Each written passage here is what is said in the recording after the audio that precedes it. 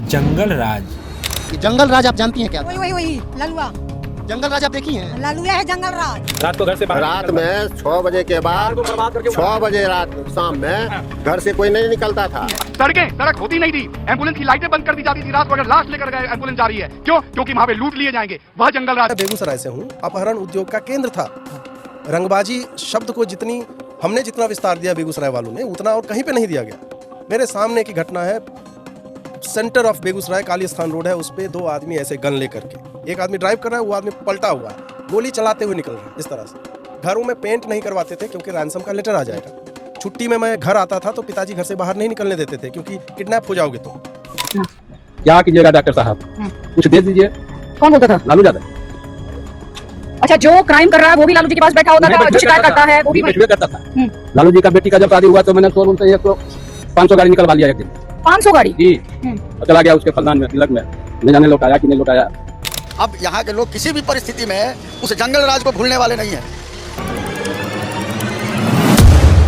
भारत का दिल कहे जाने वाला बिहार ने इतिहास में ज्ञान, संस्कृति और सभ्यता की मिसालें पेश की हैं। लेकिन 1990 के दशक में यही बिहार एक ऐसे दौर से गुजरा जिसे लोग जंगल राज के नाम से जानते हैं। एक ऐसा समय जब कानून कमजोर था, अपराधियों का बोलबाला था और जनता डर में जीती थी। मगर ऐसा क्यों था? क्यों पुलिस प्रशासन कुछ भी नहीं कर पाती थी? क्या बिहार को जंगल राज बनाने में सरकार का हाथ था? आइए जानते हैं इस वीडियो में। साल था 1990। बिहार की राजनीति में बड़ा बदलाव आता है। लालू प्रसाद यादव बिहार के नए सीएम बनते हैं और यहीं से शुरू होता है बिहार में जातिगत राजनीति और जंगल राज का। जातिगत राजनीति और सत्ता संघर्ष ने अपराधियों को नई ताकत दी। लालू को सीएम बनने के बाद नवीन यादव, सूरजभान और आनंद मोहन जैसे कई नाम इस दौर में उभरे। नेताओं ने अपराधियों को पनाह दिया और बदले में अपराधियों ने नेताओं का वोट बैंक बना और यहीं से राजनीति और अपराध का गठजोड़ और गहरा हो गया। कानून व्यवस्था नाम की चीज धीरे धीरे खत्म होते गई। सत्ता में बैठे लोगों ने डर और दबदबे को राजनीति का हथियार बना लिया।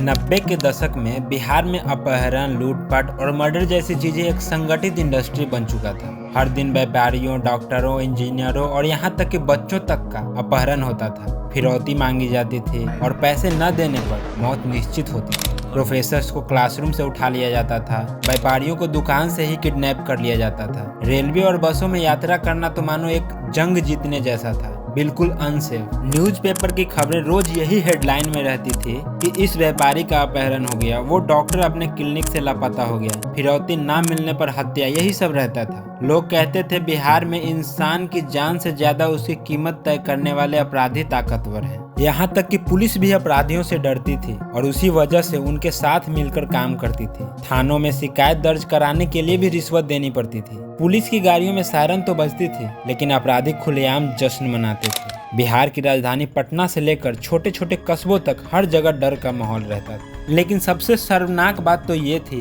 कि इन सारी गतिविधियों के बारे में सरकार को पता था, फिर भी सरकार इसे रोकती नहीं थी, क्योंकि उसी सरकार के कुछ नेता लोग उसके पीछे थे।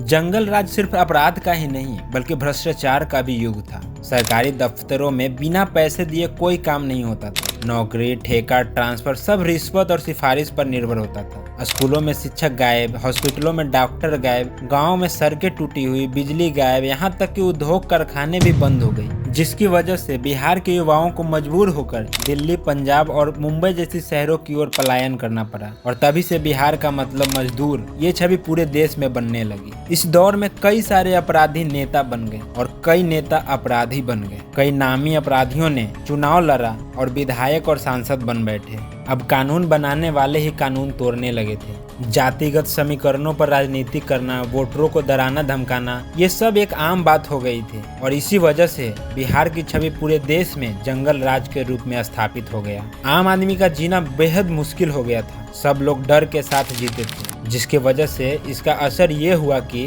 जो व्यापारी बिहार में आए थे व्यापार करने के लिए, वो व्यापार छोड़कर भाग गए और जो आना चाहते थे बिहार में व्यापार करने के लिए, वो ये सब सुनकर ही नहीं आए। और इसी डर की वजह से आज तक ना बिहार में कोई बड़ी कंपनी आई और ना ही बिहार के लोगों को नौकरियां मिली। उस समय जब लोग सड़क पर निकलते थे तो यही सोचते थे कि पता नहीं घर वापस लौटेंगे या नहीं। शादी विवाह जैसा आयोजन भी डर में होने लगा था। यहाँ रात तो रात, दिन में भी लोग घरों से निकलने से डरते थे। ये सारी जुल्म सहते सहते बिहार के जनता का सब्र टूट चुका था। लोग अब बदलाव चाहते थे और बदलाव हुआ भी। साल 2005 में सत्ता परिवर्तन होता है और सीएम बनते हैं नीतीश कुमार, और तब बिहार के लोगों में एक उम्मीद जागी कि अब ये जंगल राज खत्म हो गई। बिहार का भविष्य जो अंधेरे में चल रहा था उसे उजाला में लाया जाएगा। और हुआ भी कुछ ऐसा ही। जगह जगह सड़कें बनने लगी, पुलिस पर सख्ती बढ़ी और अपराधियों पर कार्रवाई होना शुरू हुआ। स्कूल्स में टीचर आने लगे, हॉस्पिटल्स में डॉक्टर्स आना शुरू हो गए, और इसी प्रकार धीरे धीरे सारी व्यवस्था सही हुई। और अब ये जंगल राज का चैप्टर एक इतिहास बन गया है, लेकिन इसकी छाप आज भी बिहार की छवि पर मौजूद है। जंगल राज बिहार का वह काला अध्याय था जब लोकतंत्र अपराधियों के हाथ में कैद था। यह कहानी सिर्फ अपराध और भय की नहीं थी, बल्कि जनता की उस पीड़ा की है जिसने बदलाव की पुकार दी। आज बिहार आगे बढ़ने की कोशिश कर रहा है, लेकिन 90 के दशक का वो दौर हमें हमेशा याद दिलाता रहेगा कि अगर कानून कमजोर हो जाए और अपराधी हावी हो जाए तो समाज कैसे नरक बन जाता है। बस यही था जंगल राज का कहानी। अगर आपको अच्छा लगा हो तो वीडियो को लाइक जरूर कर दीजिएगा।